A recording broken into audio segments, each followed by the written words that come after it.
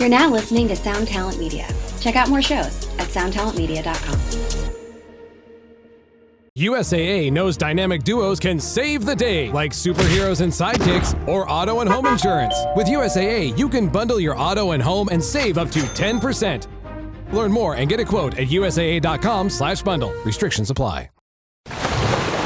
Brace the rudders! Raise the sails! Raise the sails! Captain, an unidentified ship is approaching. Over. Roger. Wait, is that an enterprise sales solution? Reach sales professionals, not professional sailors. With LinkedIn ads, you can target the right people by industry, job title, and more. We'll even give you a $100 credit on your next campaign. Get started today at linkedin.com/results. Terms and conditions apply. What is up, good people? Welcome to another episode of the podcast. This week, I am talking to Matt Hoops from 1981 Inventions and the band Relient K.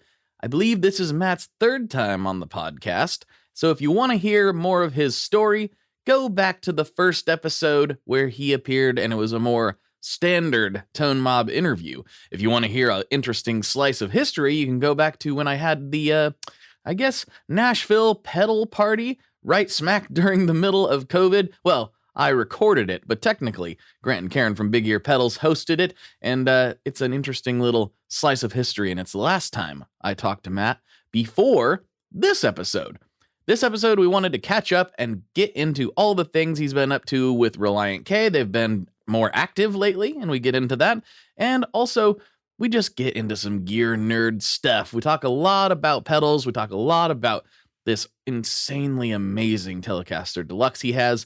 We get into it on this episode, and he's got some special stuff coming out pretty soon. We talk about that too. So, without further ado, let's get into this episode with my dude, Matt Hoops from 1981 Inventions and Relient K. Here we go.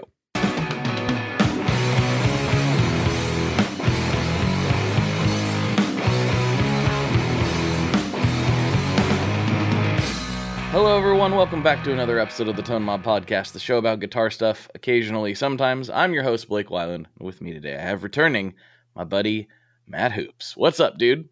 Hey, man, nothing much. So, yeah, man, you've been on, I think, technically, I can't remember if it's 3 times now, or if this is the 3rd time, but... I think I've been on twice, yeah, so I think this is the 3rd time, yeah. Okay. So thanks for having me back again. Of course, yeah. I've been thinking about pizza all morning, and I can't quite land on it yet, but I'm trying to be ready.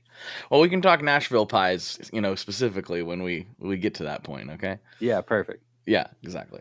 Though I was thinking about the last time, I'm pretty sure the last time you were on, though, was that weird party, I'm not even sure if that's the right term for it, that weird get-together we had during COVID in Grant and Karen's backyard, where we all, it was very much everybody stay away from everybody. That was such a strange time, Mm-hmm. We all made it, Here we are. Here we are. Yeah. I'll find that photo once in a while and I'm like, what are we doing then? Why are we so... Oh, yeah. That was still during the uncertain times. It was another time. Yeah. But for the listeners, that is available. You can go back if you search Matt Hoops Tone Mob. I'm sure it will be one of the main episodes that comes up. But yeah, it was a crazy time. Glad that we're not doing that anymore. Yeah, it's nice. Although it would be cool to hang out with you in person. So I'll have to hit you next time you're in town. Yeah. Nashville. It's been a little while since I've been there. There's a bigger gap than I normally have. Usually I'm there a couple times a year, but it hasn't shaken out that way this year yet. But yeah, right on. It's looking like the fall I'll probably be doing something. I don't know. Very cool. About ready to gear up for the biggest batch of travel that I've had in forever. Just week after week, the next 4 weeks, it's something, which I'm normally just home. Oh, nice. Yeah. That's very cool. Yeah. Well, what have you been up to? So, I mean, you I think, is it safe to say that in the time since we last spoke, yes, you've been doing a lot of 1981 stuff, but you've also been ramping up the Relient K stuff from what I can tell. It looked like you guys were just playing in I don't even know what it was. It looked like a drive-through. I wasn't sure what it was. We've been just trying to have fun with the band, trying to figure out what we want it to do, how busy we want to be. what we want it to look like, what kind of music we want to make. Just kind of like building a new boat. Is kind of how I've said it. For like the band and that kind of expression to live in. But yeah, it's been super fun. We actually just got back from Canada 2 days ago. And we played a festival opening for Simple Plan and then Avril. And so nice. It was very weird, very surreal, but a lot of fun. So we had a really good time. And we're doing a couple festivals this summer. Actually, 2 more Nashville shows at the Basement East in East Nashville in August. And we did 2 nights at Brown's Diner, which is a restaurant that has a music area and it's almost exclusively singer-songwriters, just people that have an acoustic or a piano maybe. And it is a restaurant that Matt goes to all the time. It's called Brown's Diner. So it's right by his house, and he just goes there, and he said he looks over all the time at that stage and thinks, oh, it'd be so cool to play that stage. And he was like, and he, for whatever reason, never played it as a solo thing. But we were just joking around. We were like, we should just do a full like rock show in here. And we started talking to the owners of the restaurant, and they were like, yes, that would be totally great. And so we just did. Yeah, we just made it a free show. And it honestly was one of the most pure musical experiences I've ever had in my life. It was so fun. Everyone was just having such a good time being there. There were people just out the back of the restaurant, out the side of the restaurant, kind of peering in through the window from the deck. It was just like packed all the way out. And it was so fun. And everyone was just singing and having a good time. And I don't know, such a great experience. Honestly, I played a million shows and I have not really had an experience quite like that one. So it's very special. That's super cool. Where's this place at? It's in Hillsborough Village. So like West Nashville, on the west side. It's like 21st. I'm trying to even think of how to describe near like 21st and 440. Okay, cool. But yeah, it's just like an old Nashville place. It started in like a train car, and then I think they moved to a like a double wide trailer, and both of those are still there. And then they just kind of kept building onto the building. So it's been there since like I want to say the 1920s, and it's just this cool piece of old Nashville that is kind of famous for, classic songwriters coming in to grab a cheeseburger for lunch, or whatever. Kind of famous as just this classic hole in the wall kind of place. But it was so fun. We had such a good time, and it was excellent. That's so cool. Well, I got to put that on the list of places to visit next time I'm there. Yeah, and honestly, the burger is top notch. I mean, it is like stands up to anything that I've had. That's great. So, it's phenomenal. Shout out Brown's Diner. I'm going to be checking that out for sure. Yeah, it's worth a check out, man. It is it's very cool. Yeah. That's super rad. Were there any logistical challenges trying to cram in to a space like that? Because you had the whole setup, it looked like. Oh my goodness, yes. So it was only logistical challenges. We were just trying to squeeze everything in there, and I mean, literally, we were trying to make the amps so that the cymbals didn't hit them, because we were just pushing everything back as far as possible. And we were we also recorded the show just through our X32 console, and it sounds pretty good, obviously, or honestly, it sounds pretty good. But it's a ton of bleed, a ton of just crowd noise, and but it has like a really cool energy to it. So we're actually trying to figure out what we can do with that recording, if anything. And but yeah, it was just one thing after the next. Like this power cord isn't working, or this power outlet's not working, or how do we do all this? How do we run all these cables? I kind of can't believe that we even tried to run our whole in-ear monitor rig in there, like on top of everything. But honestly, it all felt worth it. It was all just really fun. Mm-hmm. Well, am I wrong in saying, like in the shots, because I just saw the photos of it, Am I wrong? Is there a drive-through there? It looked like there was a drive-through window next to where you were playing, or was that something else? No, they're just windows to the patio. Okay. So yeah, they're just a bunch of people were outside on the patio, and they could kind of only see in through that through the windows. So it was kind of an odd experience, but also they have some PA speakers outside as well on the patio, so they could also hear it. So that sounds like an absolute blast. Dude, we had so much fun. It's funny, yeah, going up and playing this like big festival in Canada, and it was cool, you know, it was top-notch production, a huge stage, you know, and we were just like, man, talking about the difference in how it feels to just play the songs and interact with each other, and it's just so different. So yeah.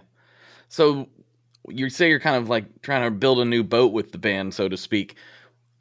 How is that shaping up? Are you guys just thinking about like, oh, well, we're all like adults now and we're all just doing different things. We've had these different life experiences. Like, what does that mean to you when you say that? Yeah. So to me, I think it mainly centers on how much do we want to tour and how do we want to tour? You know, how do we want to play shows?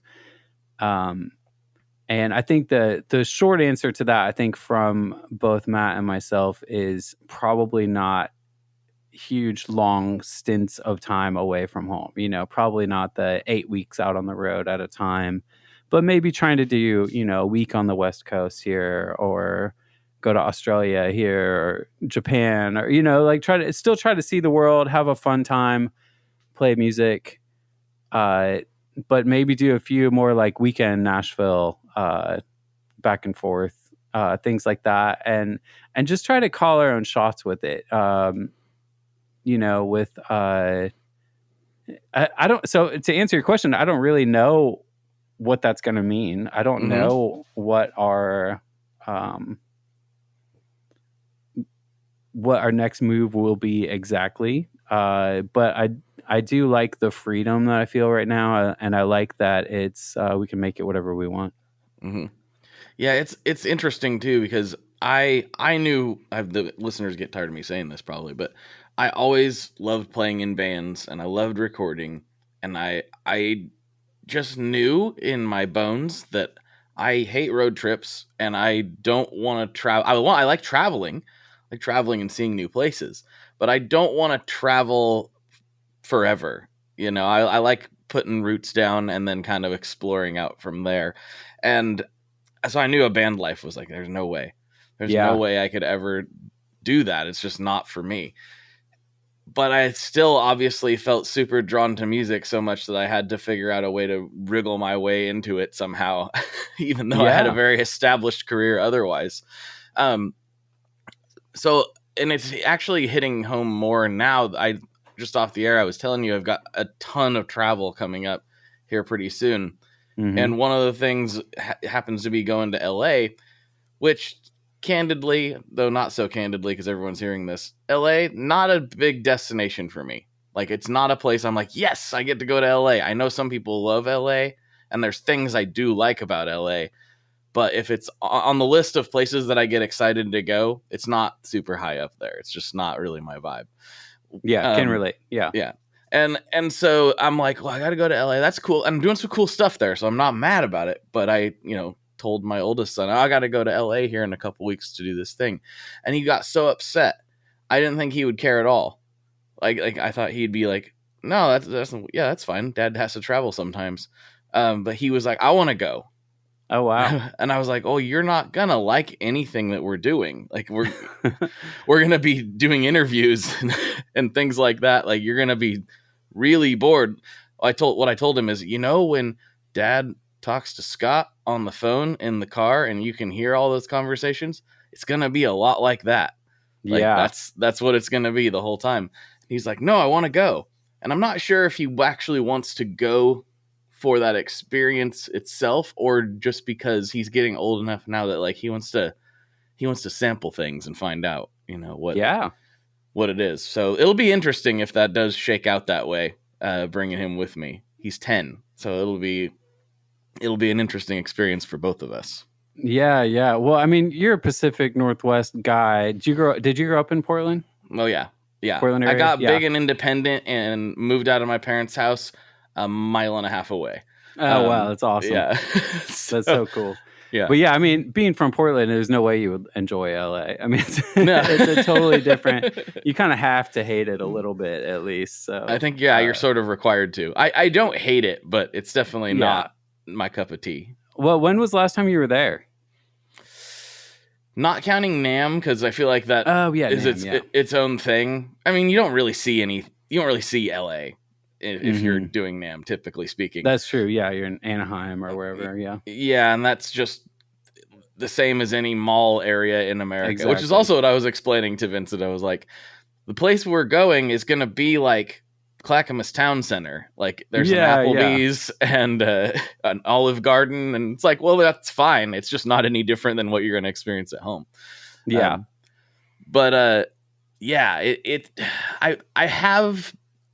I'm trying to think of the last time I was actually in LA proper.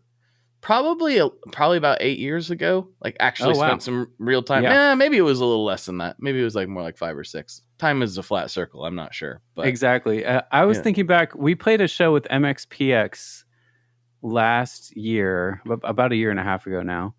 And that was the last time I was in LA. And it was so different. We played in Hollywood and we spent a lot of time there. We recorded our 5th record there. And we were just, I mean, we pretty much lived in LA right there near that venue for about 3 months. So we really knew that area. We knew all the restaurants. We were right by the old Amoeba Records. This had so many cool little shops and like places to hang and restaurants and stuff right there. And now going there, it was like we were struggling to find a place that was open. It felt like a ghost town. Yeah, like that whole area of Hollywood has really changed. And, there's like homeless people peeing on the street. And it was a little bit wild. It was like it felt kind of like apocalyptic almost. But stuff was still happening, but it was just a lot less than what was happening then when we were there. So, I mean, but that was, I don't know, almost 20 years ago. That's so wild. Right. That was a really long time ago. So but yeah, it did feel very different. So I hope you are able to find some open restaurants. So while you're there. Fingers crossed. Right. Yeah, we'll see. It's also a weird thing. Like, all of this could evaporate. It's a very weird thing to try to like plan for some fairly heavy travel, but it's all dependent on what other people say. So totally. I've got like my stuff booked, but I made sure to book things I could cancel for free because they could be like at the last minute, be like, oh no, sorry, it's not going to work out. We got to do it at a different time. And then all of a sudden I go from one of the busiest schedules I've had possibly ever since I started working for myself to, all of a sudden my schedule is super open. Oh, wow. I don't know. It's a little hard to prep for. Well, you just go to the beach or something. Who are you trying to interview? Like Axl Rose or something? One is with Norm from Norman's Rare Guitars. Oh, so love that. Yeah, that's cool. And then there's some like Guitar Center meetings and stuff down there. So cool. Yeah. Yeah. So it's a kind of a whirlwind. But yeah, the big interview is with Norm. His people reached out, and I was like, oh, I have to watch the documentary. So I need to see it too, man. It's so cool. It's a cool great history. It's a really good documentary. It'll make you want to go there even more. So that's a thing I want to see in LA for sure. There are lots of things I want to see in LA. It's just a big place. Yeah, for sure. Yeah. Well, I hope you have a blast. Yeah, we'll see how it goes. And then going up to, but the nice thing, this is the not busy part. I'm going up to, have you ever been to Leavenworth, Washington? Nope. Have you ever heard of Leavenworth, Washington? Nope.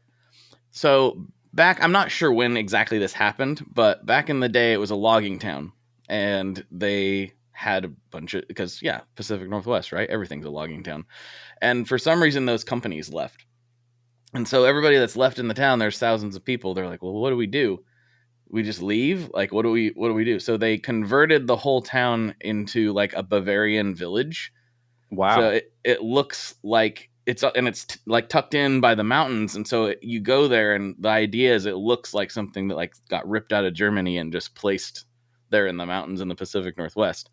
And there's like German food, and there's a reindeer farm, and there's a big, huge, not a roller coaster per se, but like a cart on wheels that you ride down the mountainside, and Wow. just all kinds of crazy stuff. So we're headed up there for the family next week. And then it just happened today, like didn't realize this was going to happen. We have a detour. We were going to come home. Instead, we're going over to Seattle to go to the MyChem show at T-Mobile Park. So I'm just like, this is all so, it's just all this stuff I can't say no to. Yeah, but I'm gonna be. Man. It's not even a good problem to have. It's an amazing thing to get to experience. But it's like, wow, this all just came in the last week and a half. Wow, that's so sick, man. Yeah, I love how weird. I mean, Portland is weird, but all of Oregon, that's like my mom's side of the family is from out there, so we would go out there all through growing up, and yeah, so much strange stuff there. I mean, like the coast is just like otherworldly, like when you're down the Oregon coast, and even stopping. Have you ever been to Ashland, Oregon, on the south side? I haven't. It's a goal of mine. I want to go down there. It is a wild city. Yeah, it looks insane. We've had a couple of days off there as a band, and we like kind of try to hit it. Like when we're passing, going from San Francisco to Portland or something, we'll try to schedule a day off in Ashland because it's just such a cool place. Such like a cool, energetic. I don't know. It's really really awesome place. Yeah, but like Crater Lake and Multnomah Falls and like all these like wild things that just happen in nature. Like the hot springs. It's like it's such a wild area out there where you're living. It's really. It wasn't until probably my late 20s that I started to appreciate that. Yeah, it was normalized. It was just that doesn't everywhere have stuff like this. And then it hit me one day where I was driving. I had this little canyon behind my parents' house where me and my dad would always test my car when we were building the Camaro growing up. I've posted that thing a couple times, but we would always test it down there. Anytime we made a change, we'd go down the canyon and test it out. And I was driving there just through to go somewhere else, and I realized, I'm like, this place is gorgeous. Yeah, like it just hit me out of nowhere. Somewhere I'd driven a million times, never really thought about it. It was just normal to me. And as I was headed down the hill and kind of coming out of the trees, I was like, this little canyon here is insanely beautiful. That's so cool, I just man. take it for granted. Like it's just a normal thing that's everywhere. And I'm starting to appreciate Oregon way more as I've gotten older. I'm like, there's a reason I don't feel like I want to leave because it's awesome. Yeah, or if you ever been up to the Gorge Amphitheater, I know that's Washington. Mm-hmm. I mean, I can't think of a show that feels more otherworldly playing the show at that venue with that giant canyon behind you. It's a wild experience. It feels you just feel so small, and it's just this immaculate kind of backdrop. It's so cool.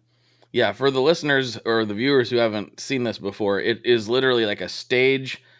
It feels like you're just kind of hovering on the edge of a canyon, and you're just the audience is facing the stage in the canyon, and the band's facing away, and I think it's I haven't been there yet. This is going to get fixed in the fall, but it feels like a Red Rocks equivalent to me. It's not the same thing, different vibe, but it's a cool enough venue that I'm surprised more people don't talk about it. Yeah. I always wondered if it was because it was so kind of separated. It's not really in Seattle or Portland, or it's kind of all in between there. But yeah, it is so cool. I think it's cooler than Red Rocks in a lot of ways. But I mean, it's not that natural sound kind of thing, but it is. It's a cool experience to play it as well. Yeah. Oh, yeah, I can't even imagine that. That'd be something else. Just turn around and like, whoa, look at all that. Yeah, it is really crazy. Yeah. Mm-hmm. Yeah. What is since we've talking about like live venues and experiences and stuff, what is like the most memorable venue that you guys have played that you just can't stop thinking about or talking about? Man, we used to have some venues that were pretty special to us. And I think everything is constantly changing. And I don't really know. There's not really one that comes to mind. I mean, the one that we're talking about, the Gorge Amphitheater, is unreal. And then I think there are just other places to play that just the history feels important. You know, like the 930 Club in Washington, D.C. is so cool. Or like, yeah, I can't even think. You know, even thinking back to like we had an opportunity to play the original CBGBs before they moved. Oh man, and it was amazing. So cool. It was just like we knew how special it was when we were there. We knew we were like, this place is not going to be here for long. There's no way.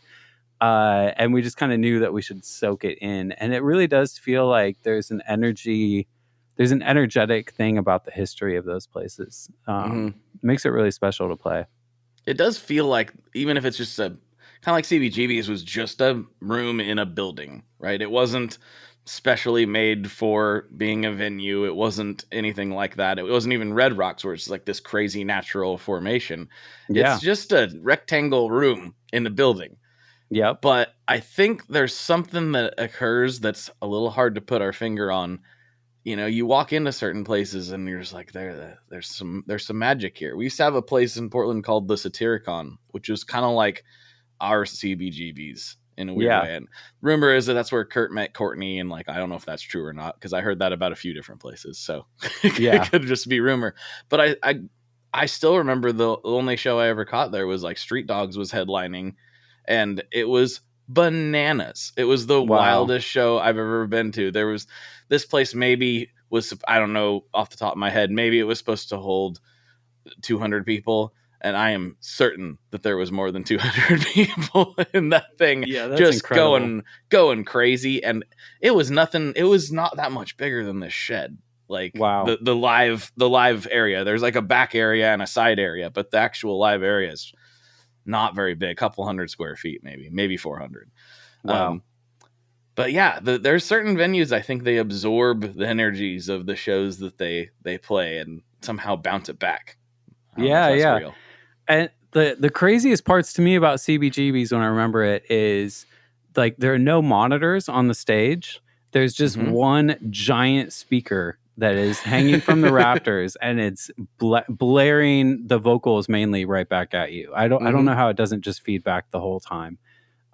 So that happens. And then I think that this is maybe they left a lot of this, or at least some of it, but there were so many like show flyers and posters and just announcements, album artwork kind of things. And it was just stapled on top of each other, on top of each other, on top of each other. And it felt like inches thick in some parts of the wall, where it was just like, it just feels like, oh man, this history is like baked in here. Like it's so cool. Well, then with that place in particular, there's so many, it's one small place in New York City that inspired people just around the world. Like, there's so many things that sprung out of that scene that like definitely influenced you guys like 100%, right? There's so many things. Yeah. I don't know. There are bands that I can directly say helped influence what I do now, and maybe I wouldn't be doing without them. And I know that they were influenced by things that came out of CBGBs. Yeah. The butterfly effect's unreal. Yeah. And we always never really considered ourselves cool enough to play there, or just to like be accepted into that subculture even. But it was an honor to somehow have ended up there. It was really cool. Yeah. It still makes me laugh too, as a guy who's a fan of country music, like the name. A lot of people just like, CBGB's, it's the punk place, but no, country, blues, and bluegrass. Like that's what it's. Yeah. That was the intention. So funny, man. Yeah, I love that. Yeah. Hey, Rocky. What's up, Vincent? Did you hear about the latest? Latest what? The latest drop from Maris. It's totally insane. No, tell me more. Maris just released Enzo X. What's that? Enzo X is a supernova expansion from the original Enzo into the highest quality and most flexible studio synthesizer ever created in a pedal format. Whoa! Enzo X combines 5 synth types, 5 drives, 3 reverbs, and 5 modulations. It also includes a full 2.5 second stereo delay, all in one pedal. That sounds hard to use. It's not. The UI is from the same family as the Mercury X and the LVX. It's super easy to dive in and see exactly what you are tweaking in real time. Oh, I see. It's right there on the screen. Yep. Is it just for guitars, though? Nope. You can plug almost anything into the Enzo X, including your MIDI controller. That sounds incredible. Where do I get it? You can pick up Enzo X online at maris.us or at any of their fine retailers across the globe. Did you just say across the globe? They know what I meant. Wait, are we getting paid for this? I'm still waiting on that cash money from last time. He better at least give us pizza for dinner. I'm not giving him his Enzo X back until he does. For more information, make sure you check out maris.us, and apparently I have to go order a pizza.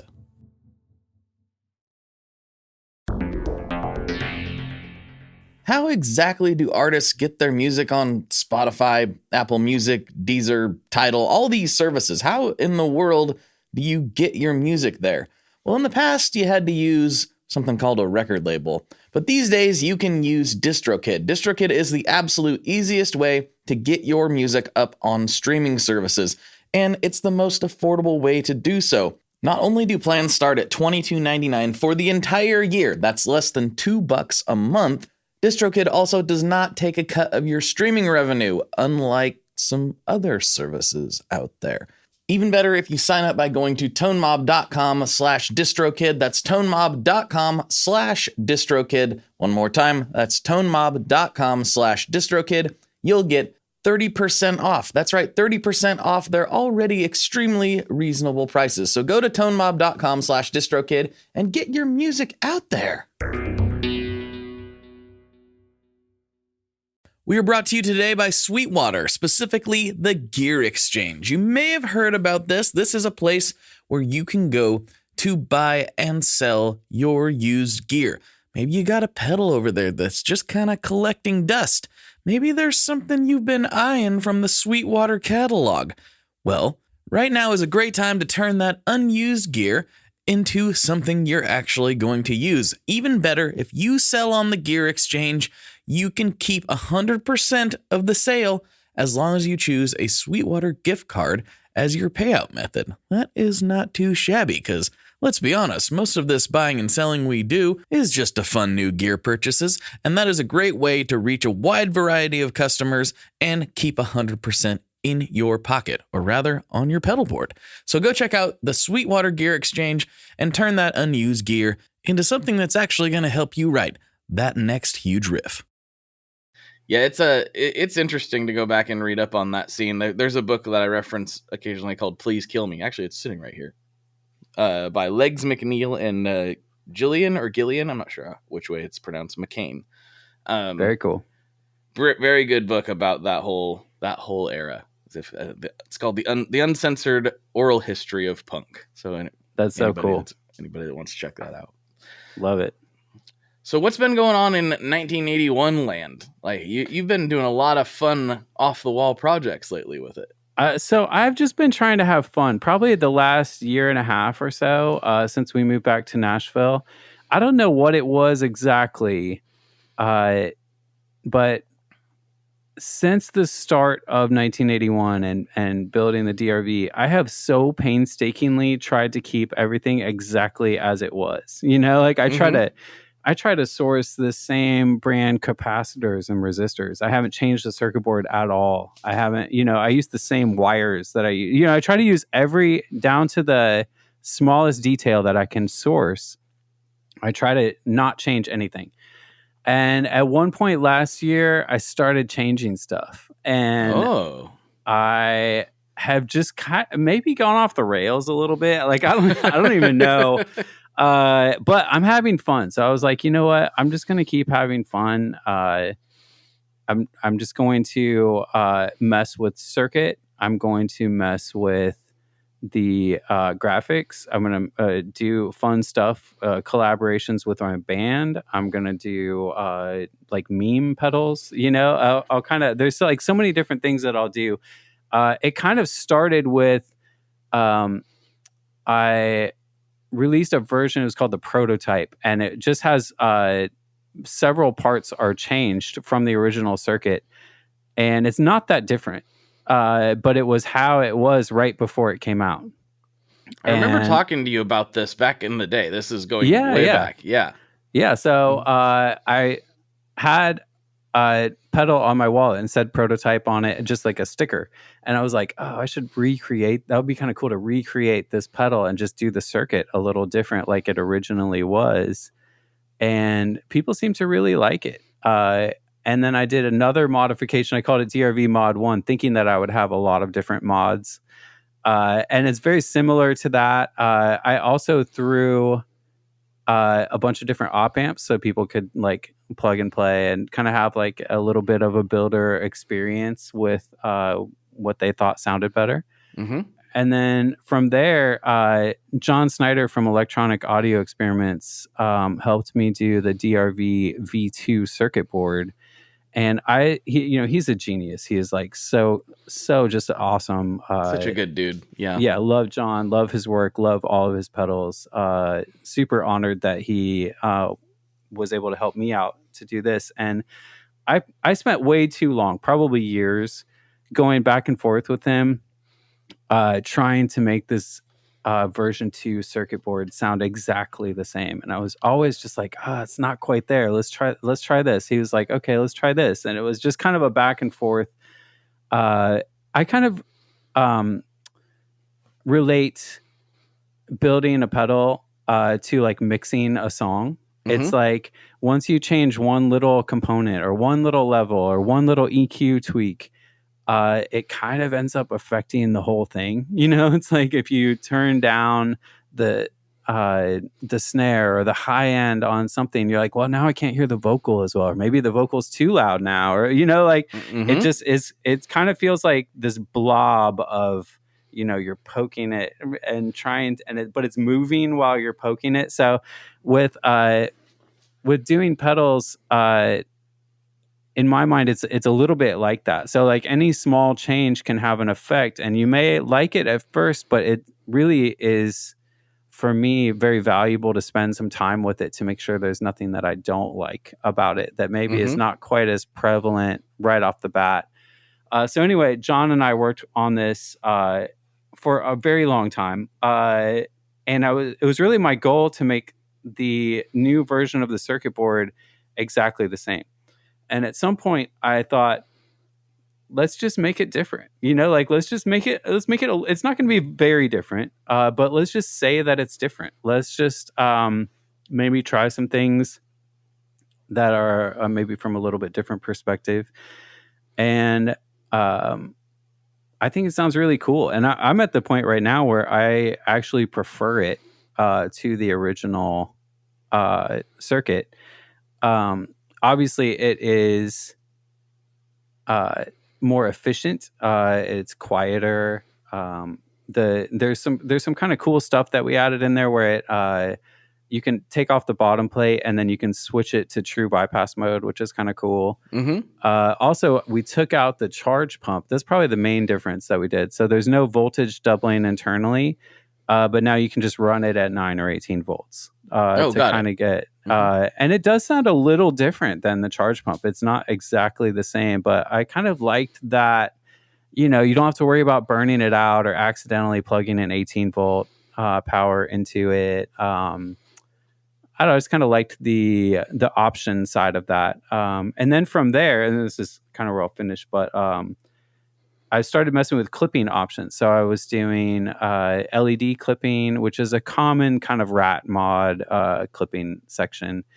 And then I was also messing with germanium clipping. Was able to source some old stock germanium diodes, and I really love that one. I think that one's probably my favorite one. We just played this show last weekend, and that was the main one that I used for the set. And it was just a lot of fun. So each kind of variation, including the differences in the circuit board, it's not like wildly different. It's not like, whoa, this sounds like a whole different pedal. It's just like maybe a different flavor of the same thing. Maybe it's not vanilla, it's vanilla bean. Maybe it's salted caramel, or whatever. It's not like crazy different. But it's been a lot of fun for me. I think it kind of keeps it fresh in some ways for me, to just be able to do different things. So, but yeah, it's been a lot of fun. Yeah, that's cool. It's cool. I was just looking. It's funny. What made me text you in the first place was I had busted out my original just randomly, and I was like, man, I still love this thing. This thing's great. I was like, wait a minute. I haven't talked to Matt in a while. Yeah. So that's when it's literally sitting right over here on top of my amp. I was like, I set it down right there, and I was like, text Matt. So, yeah, that's so awesome, man. Yeah. It's a really early one too, I think. Let me grab it. Oh yeah, yours is probably very early. I haven't taken the back off of it in a while, but incredible, dude. I love it. And it's still, even though it has that soft finish on it, like it's still not. I've done a good job. Like there's a little bit of play wear, a little bit of I missed the jack and whatever, but it's actually still pretty crispy for being as old and loved as it is. I kind of like how that version of the pedal it wears in. It's like a pair of jeans or something. It's not just like a super thick lacquered finish that's just gonna take a beating and look the same. It's kind of like how like an old Electro Harmonix pedal is just kind of beautiful to me. An old Big Muff or an old Memory Man that's just kind of chipping off and has a bunch of scratches in it. I think that stuff is really cool. So I do too. Yeah, I've always liked this finish, and it's like done some interesting things just from like me touching it. It is funny. The people that did the powder coating on that were kind of against using that particular powder coat because they were like, this will rust, basically. Like the rust will start coming through. And I essentially just accepted that. I essentially was just like, well, it's going to look cool probably. So because I really did think about it though, because I really do try to make pedals that are lifetime. Literally, like this, I want to make something that's going to last 50 years. This is hefty. Yeah. I just want it to last forever. Just even environmentally. I don't want someone to just like toss it in the trash. I'd rather like it be able to be used and fixed and worked on, and just have fun with. But yeah, it's here, I'll show you. I don't know if you saw this one. It's the Relient K pedal. I did, yeah. Yeah, it was super fun. I liked about this that it doesn't say our band name or the pedal company name on it, which I think is kind of funny. And then I also did this Moodang. Yeah, I love that. This was super fun. And I'm trying to like not completely come off like I've lost my mind, but I'm also just trying to have fun with it. And just be a little bit not take myself too seriously. I've been doing these this t-shirt kind of project as well, and I've just my concept is to just do a limited number of items, and then those are only available for that month, and then they go away, and then new items are available. And it's kind of like a fun, I don't know, it's like I don't like to think about merch. I actually don't like the word merch. But I was like, I kind of want to make some things. I want to like do something fun, and I don't really want to like worry about all the ins and outs of like making it and dealing with it. So this is like kind of a fun way for me to do that and to have fun with the graphic design side. And Grant and Karen from Big Ear Pedals have been a huge part of that. They were the ones that did these two pedals that I just showed you. They do a lot of cool work for me. I mean, Karen is just next level graphic designer, and 100%. Super, super happy to have them help out. She does such good work just every time. Every single time. So mainly I try to surround myself with people that are really good. John Snyder, John Ashley from Bondi Effects, Karen Shearhorn, all just like phenomenally talented people. So Yeah, it's the best things happen when you find people like that and you just kind of like let them off the leash and be like, go. Here's the general guideline, the general idea, and go make it however you think it should be. Yeah, I mean, Grant had texted me a picture of this. She was like, Karen was bored today and she drew a painting of Mudang, the hippo. And I was just laughing about it and I was like, oh my goodness, could you put that? Would that fit on the top of a pedal? And he was like, I think people will think you've lost your mind. And I was like, I don't know. I think it looks awesome. I was like, I think there are some people out here that would really want this, and it was true. So yeah. So I have a question about level, because I remember this is jumping in the DeLorean and going way back. Yes, I am referencing your shirt. You're wearing. The DeLorean. Yes. We were hanging out at your house, your other place in Nashville, the original spot, which I still think about. That was such a cool place. You had such a good setup down there. Yeah, it was rad. Yeah. And I still think about your Telecaster all the time. Every time I play my Tele-Custom, I think about your Tele Deluxe. I'm like, man, that's a great guitar. It's stupid special, man. It's so awesome. Yeah. Is that behind you? This is it. Yeah. There it is. I put it in the shot here. I still think about. I know you made a post that made me think you were gonna sell it for some reason, and I was like, that made me think you'd lost your mind. I was like, that would be wild. Yeah, no, okay. I wouldn't consider selling that one. Yeah, I wouldn't have thought so. I was like, man, I must be in some dire straits. I'm not super sentimental about gear, but that guitar is the main reason why I wouldn't want to sell it is that I don't think I could replace it. No, I don't think so. Like literally, I've owned 4 other Tele Deluxes from the 70s. And I don't think none that I've ever played. I've played hundreds of them. I always pick them up in guitar stores and stuff. And none have ever played or sounded or felt anything like this guitar. This is just a really wild. I don't know how it exists, but I'm super thankful for it. So yeah, I haven't played as many as you have, but I've probably played 20 or 30 different ones. Yeah. And that not only is the best Tele Deluxe I've ever played, that's one of the best guitars I've ever played. Dude, it's so sick, man. I freaking love it. I always tell this story. My old roommate was making a metal record. It's for this band Haste the Day that he's actually in, and they were tracking guitars, and they had 30 guitars in the room, Les Pauls, ESPs, Paul Reed Smiths, whatever. And I was walking out the door and I was like, hey, I know this is kind of crazy. You should plug in this Telecaster. And they were like, oh no, we're making a metal record. And I was like, I'm just saying it's the nicest, clearest sounding guitar that I've played, but it's also angry. It's also thick. It's also I think just plug it in. And so I went out and went to lunch or whatever. I came back and he was playing it, the guitar player Dave, and he was like, oh my goodness, you were totally right, because he was like, dude, we're making a metal record, we don't need a Telecaster, and I was like, just plug it in. So I came back and he was playing it. I was like, oh, you're playing it. He was like, yeah, we actually went back and retracked all our guitars from this morning with this guitar. I was like, he's like, because it sounded that much better. I was like, wow, that's amazing. Yep, that's a special one for sure. Sure. Love to hear it. And that's why I keep playing them. Because I'm like, I want to find one like that. And I know, yeah. Haven't done it yet. I'm always picking up guitars. I'm all about that one-to-one connection.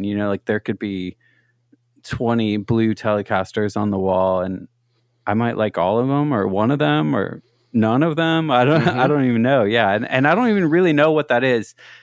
I don't know what I'm looking for, because I'm trying to not think about the setup. Or what strings are on there, how dead the strings are. I'm trying to just think of how do I feel on this guitar, and some guitars are just different. So yeah. My custom is kind of like that too. It's a 74, and I saw it. I remember this is before I was doing any internet guitar things at all. At all. I think it was right before my band and I recorded our only record that we did, but. I saw this pop up at a company called Black Book Guitars here in Portland, which is an amazing kind of appointment only store now. It didn't used to be. I think it converted to that during COVID and never really went back, but amazing store. And I saw it posted and I was like, that looks really cool.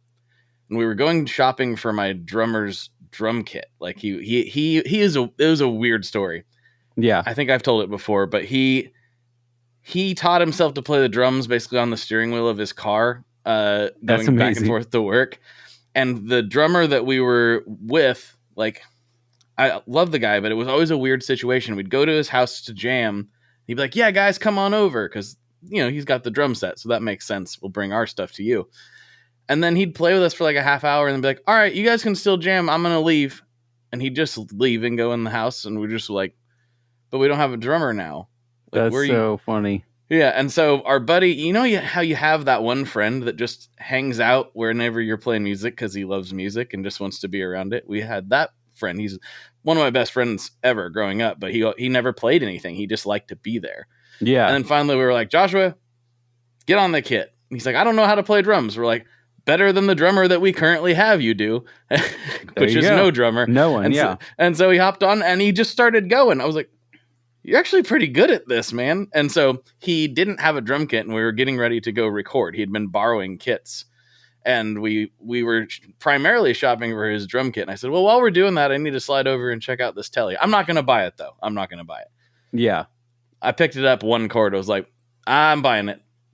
That's so awesome. I'm buying it. It's something happens there. I don't know what it is.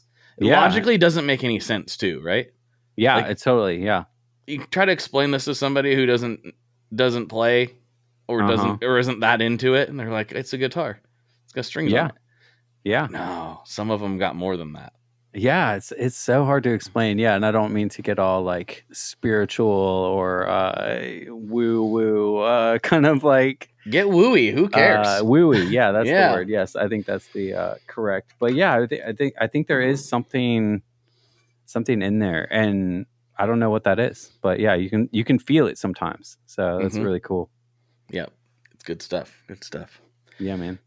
So I wanted to get taking a few steps back. We got really sidetracked there.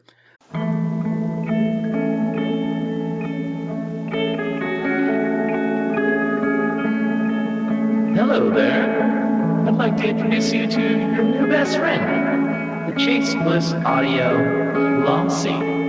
Lossy is a collaboration between Chase Bliss and Good Hertz. It's meant to give you some control over those weird digital artifacts that come with very compressed audio. You're hearing it right now. All the changes that are taking place are strictly coming from my playing dynamics. I'm just interacting with the pedal and letting it do its thing. In some true stereo goodness. If you'd like some more details about Lossy, I'd invite you to head over to chaseblissaudio.com. I think you're gonna like what you find.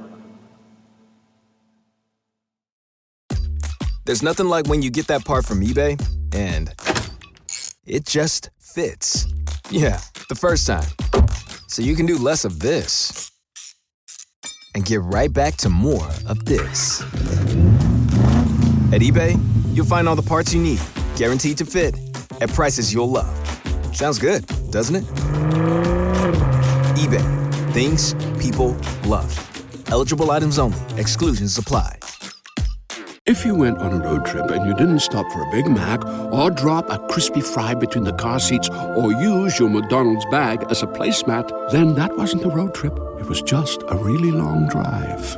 Ba-da-ba-ba-ba. At participating McDonald's. Level. Yes. When you did that, I hadn't really talked to you about it, but I remember being at that house and you're like, I want to do a pedal based on this preamp someday. Is that what that is, or did it come from it, or does it have anything to do with it at all? No, it became a bunch of different things. Initially, I was trying to make a boost. I was trying to make a one knob preamp, kind of based on that. Was it the Boss FA1 that green. I think so. Yeah, it was. I couldn't remember. Yeah, so yes, it was the there FA1. are some elements of the FA1 in LVL, but it is, I don't know, it's a funny, there's almost no, so that's a John Snyder design as well. And it's probably very simple for things that he normally does. But even he will say there's some elements of some classic pedals in there, but not very many of any particular one. So there are like, it is kind of a unique pedal. And really, honestly, it is my favorite pedal. It is. I don't know. Have I sent you one? I haven't tried it. No, dude. I will send you one. It is so. They're so fun. Something about it is so great. I can't put my finger on it. It's very strange. It is.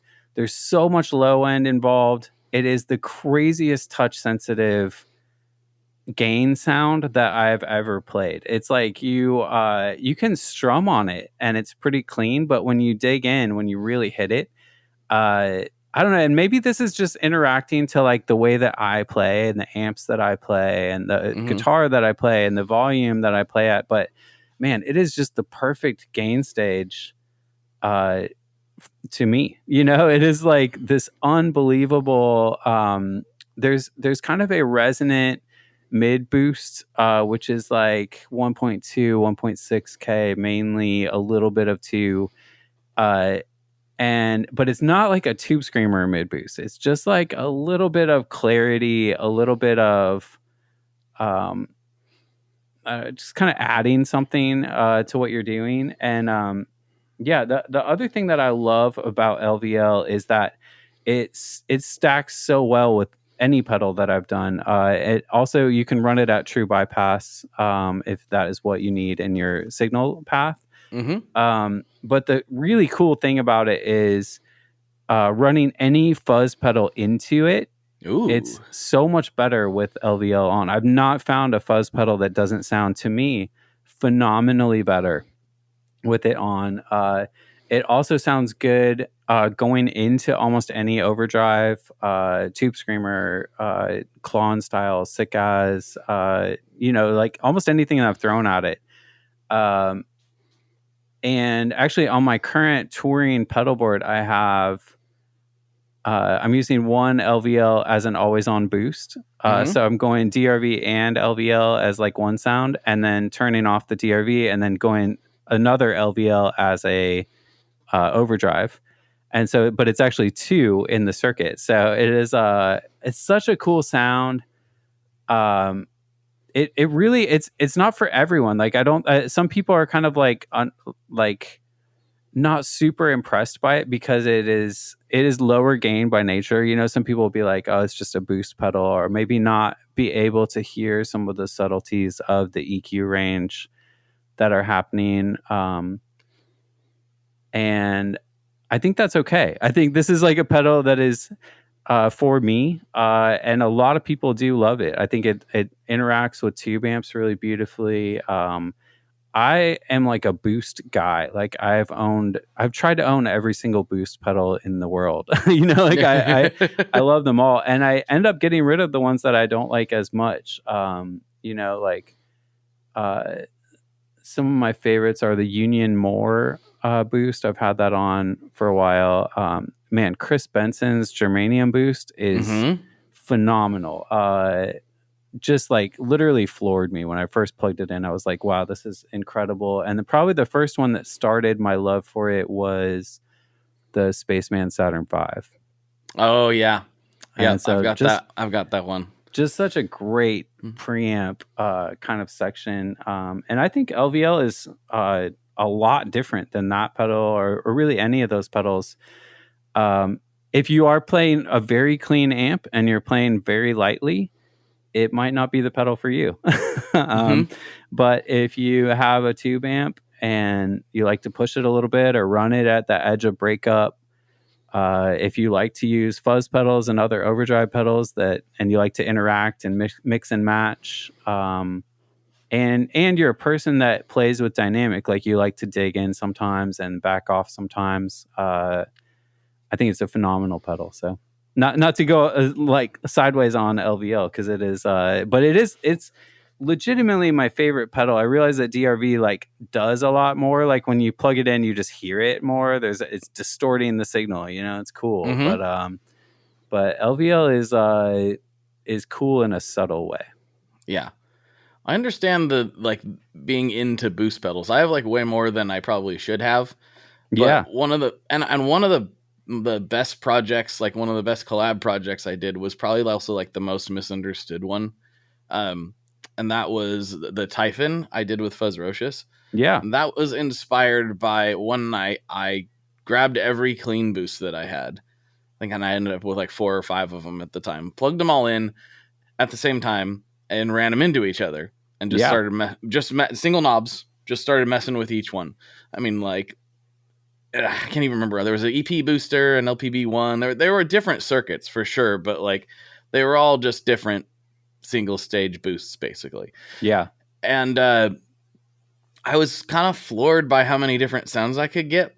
It was the first time I understood, this happens in distortion pedals. I'm like just kind of sort of building a distortion pedal out of these.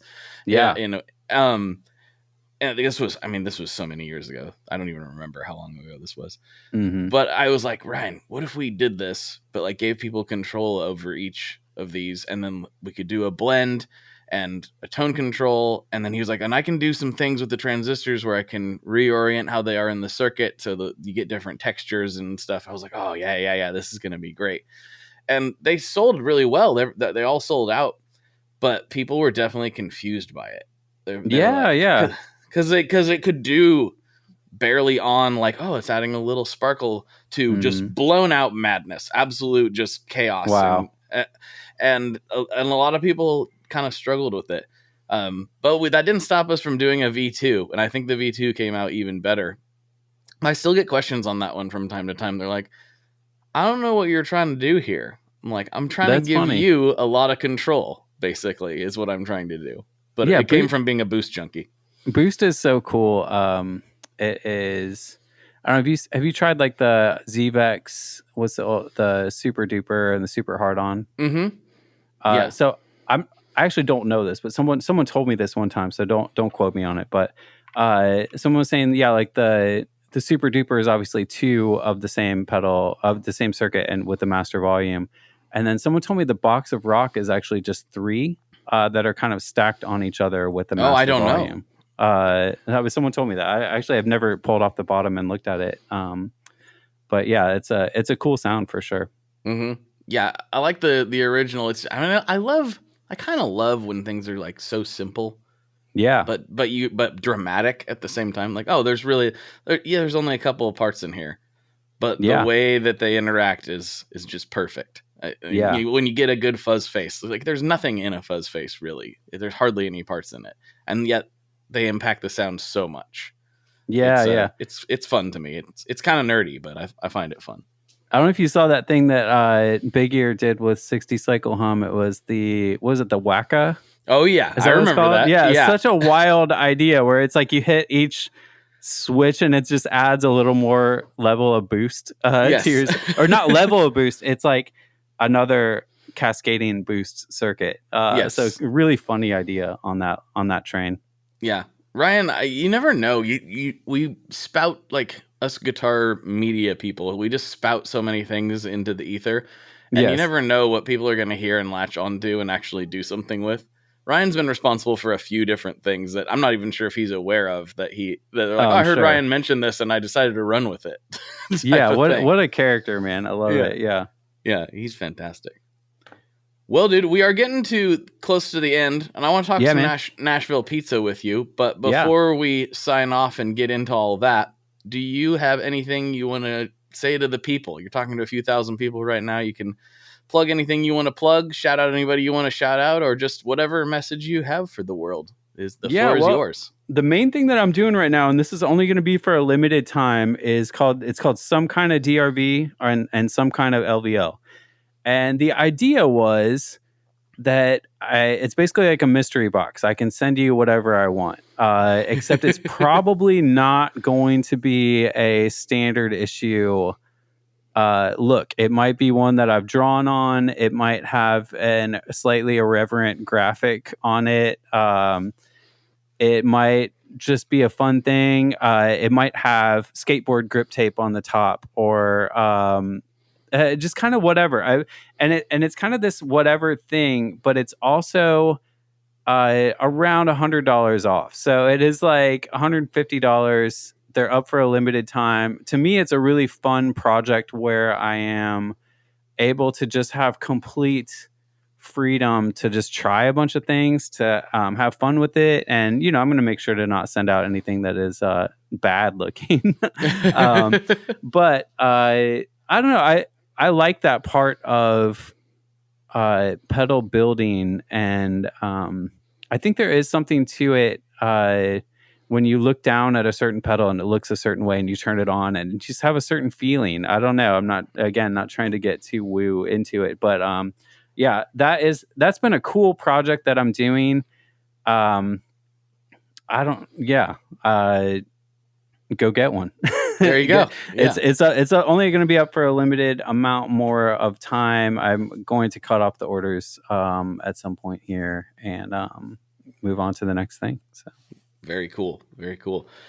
Well, that kind of leads into when you were saying that, it reminded me of, there's not very many ways as an adult that you get to experience that kind of Christmas morning feeling that you had when you were a kid. Yeah. Because even as an adult, like on Christmas morning, you kind of probably know what's in there, right? Uh-huh. Yeah.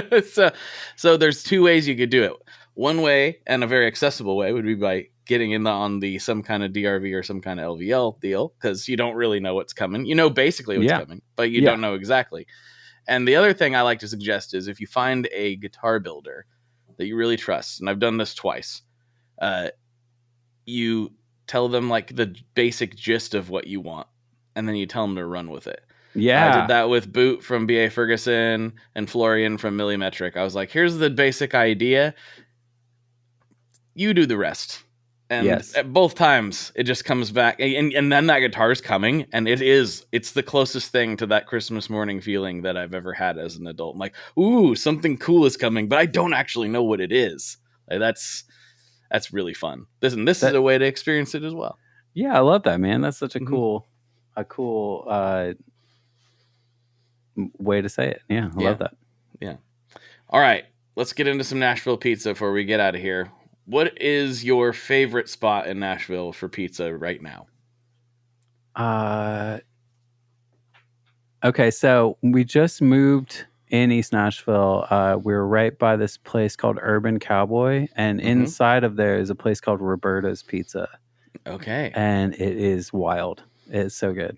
You gotta try it. Is it related to the Brooklyn-based Roberta's? It is, yes. Okay, yeah. Yeah. Roberta's. Yeah. Yes. Did I say that right? Roberta's, yes. Yeah, there you go. Yeah, so next time you're in town, you gotta swing by. I've been to the Brooklyn one. That's an icon. So yeah. Oh, I didn't know they had one there. Wow, I'm even more excited now. Yeah, it is really good. I mean, there's so many places I love. I love 5 Points Pizza. Crowd pleaser, absolutely. Yeah. What is the other one? What is that brewery right across the street from there? Smith and Lentz Brewing. Smith and Lentz. Yeah, their pizza is phenomenal. Yeah. Yep. Yeah, I've heard Pinky Ring is really good. I think that's out not technically in Nashville, if I remember correctly. I don't remember where it is. I think it's in a burb, but I've heard it's really good. Midnight Oil, which is kind of out closer there by some of the college areas. That place is solid. Nice. Yeah, it's good stuff. Oh, if you heard, I haven't been yet. Apparently Sean Brock opened a new pizza place. I heard about that.